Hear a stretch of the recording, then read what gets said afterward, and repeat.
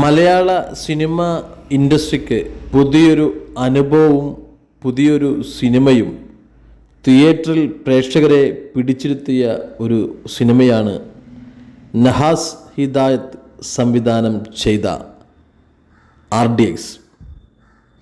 ബേസിൽ ജോസഫിൻ്റെ അസിസ്റ്റൻറ്റ് ഡയറക്ടറായി സേവനമനുഷ്ഠിച്ച നഹാസ് ഹിദായത്തിൻ്റെ ആദ്യ സിനിമയാണ് RDX.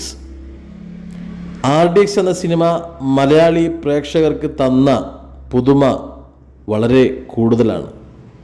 അദ്ദേഹത്തിൻ്റെ ആദ്യ സിനിമയ്ക്ക് ശേഷം പ്രേക്ഷകർ കാത്തിരിക്കുകയാണ് നഹാസ് ഹിദായത്തിൻ്റെ പുതിയ സിനിമയ്ക്ക് വേണ്ടി.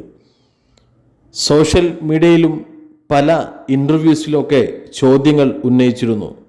നഹാസ് ഹിദായത്തിൻ്റെ പുതിയ സിനിമയില്ലേ? കാത്തിരിക്കുന്ന പ്രേക്ഷകർക്ക് മറുപടിയായി വന്നിരിക്കുന്നു നഹാസ് ഹിദായത്തിൻ്റെ അടുത്ത പടം.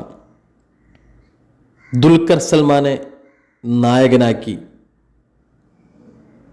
വേഫെയർ ഫിലിംസ് പ്രസൻസിൻ്റെ ബാനറിൽ നഹാസ് ഹിദായത്ത് സംവിധാനം ചെയ്യുന്ന I am game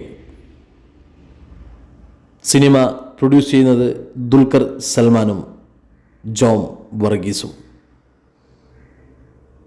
I am game എന്ന സിനിമയുടെ കഥ നഹാസ് ഹിദായത്തിൻ്റെതാണ്. Screenplay Sajeer Baba, Bilal Moidu, Ismail Abubakar.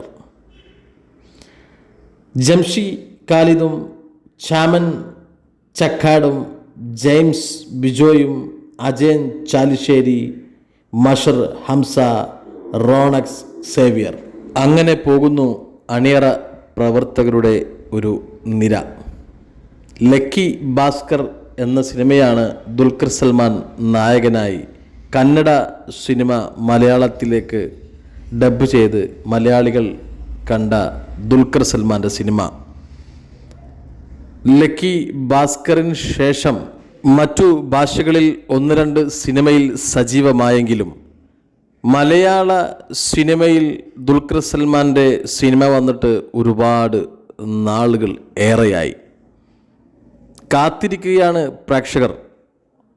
RDX എന്ന ഒരു ഹിറ്റ് സിനിമ സംവിധാനം ചെയ്ത നഹാസ് ഹിദായത്തും ദുൽഖർ സൽമാൻ എന്ന നടനും ഒരുമിക്കുന്ന ആദ്യ സിനിമ.